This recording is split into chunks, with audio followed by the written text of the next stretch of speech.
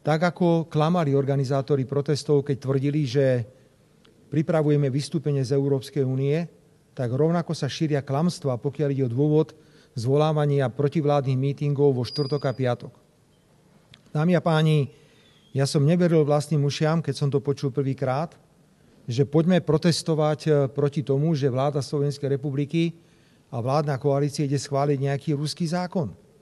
A že vraj ideme urobiť niečo, čo sa tu nedialo od čias vlády pána Mečiara. Ja jednoducho musím odmietnúť a povedať slovenskej verejnosti, že je hrubo zavádzaná a klamaná. Návrh zákona, ktorý sa týka mimovládnych organizácií, nemá nič spoločné s ruskou legislatívou, americkou legislatívou, izraelskou legislatívou. To sú tie typické zákony, ktoré nazývame FARA. My len sprecizujeme kontrolné mechanizmy, chceme vedieť, ako sú financované mimovládne organizácie a kto im dáva peniaze. Prosím, nerobte nezmyselnú reklamu, ja to počúvam v médiách, dôjdite protestovať proti ruskému zákonu. Toto je európsky zákon. Proti tomuto zákonu nemôže nikto nič mať, máme to odkomunikované a odkonzultované. Tak prečo zase klameme slovenskú verejnosť, že majú prísť na protest, lebo už nevedia, kvôli čomu majú protestovať, tak sa vymýšľa ďalšie klamstvo. Vládna koalícia mala vždy úctu a rešpekt k uplatňovaniu si základného ľudského práva na zhromažďovanie. Z nás nikto, ako to urobila televízia Markíza, nebude nadávať ľuďom, ktorí sa zhromažďujú, že sú dezoláti.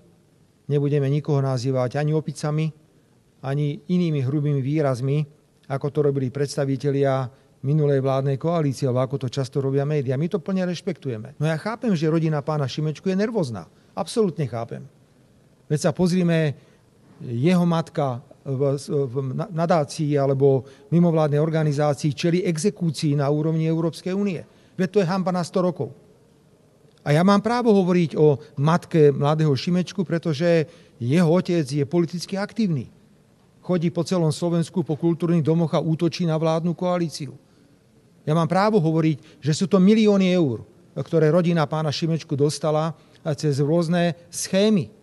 A my máme právo vedieť, kto financuje tieto organizácie, ktoré vykonávajú politickú činnosť, ktoré vykonávajú protivládnu činnosť. Vyslovene sú to inštitúcie, ktoré idú proti vláde Slovenskej republiky. Chcem absolútne dôrazne odmietnúť pokus organizácie Via Juris spochybniť tento návrh zákona, pretože úrad vlády spracoval detailnú analýzu toho, čo Via Juris zverejnila. My musíme skonštatovať, že Via Juris hrubo klamal a zavádzal.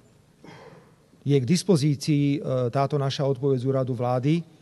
Ja vás veľmi poprosím, keby ste venovali pozornosť minimálne tak, ako ste venovali pozornosť klamstvám spoločnosti alebo mimovládnej organizácie Via Juris. Ja vás teraz tým nebudem zaťažovať, ale to je neuveriteľné, čo sú schopní napísať. Oni si asi myslia, že sme dementi na úrade vlády. Akože my nevieme argumentovať a to sú veci, ktoré sa dajú vyvrátiť tak, že otvoríte zákon a poviete, že Via Juris jednoducho klame.